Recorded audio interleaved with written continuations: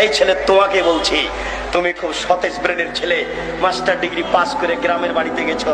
তোমাদের গ্রামে একটা হিন্দু সরস্বতী, ভগবতী, কালী, দুর্গা তৈরি করে ওখানে রেখেছে জিলাপি আর একটা কলা।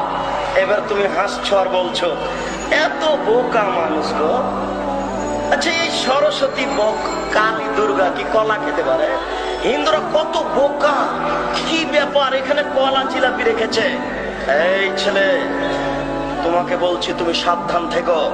তুমি যে এখন স্কুলে এসে বলছো, এই ছেলেরা, এই মেয়েরা, আগামীকাল তোমরা ফুল নিয়ে আসবা, পায়ের জুতা খুলে দিয়ে বরকতের কবরে ফুল চড়াতে হবে।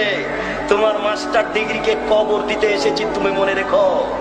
তুমি বলো সারা বাংলাদেশ কেন, সারা পৃথিবীর মানুষ যদি পায়ের জুতা খুলে দিয়ে এই বরকতের কবরে ফুল চড়ায়, তাহলে বরকতের 1 পয়সা লাভ হবে নাকি?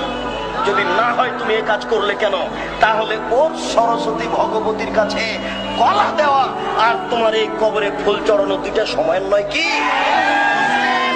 তুমি মুসলিম, তুমি মুসলিম, তুমি চিররণবীর, তুমি মরণকে করো না ভয়। তোমার ইতস্ত বোধ করা দরকার ছিল, তোমার লজ্জা বোধ করা দরকার ছিল, তোমার বিদ্যেকে মূল্যায়ন করা দরকার ছিল। তুমি বেশি না পারলে তুমি ঘুরে দাঁড়াতে, ছি ছি, এ কাজকে করে এ বলে তুমি ঘুরে দাঁড়াও। বাঁচার পথ আছে।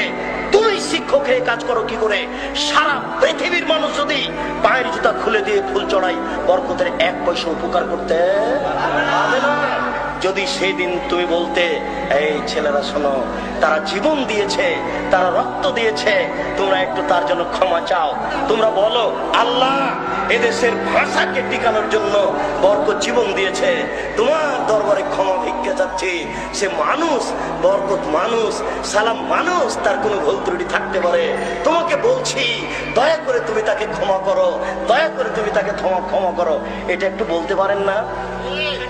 কাপুরুষ ছেলে তুমি, তুমি সুন্দর ছেলে নও, অভিশপ্ত ছেলে তুমি।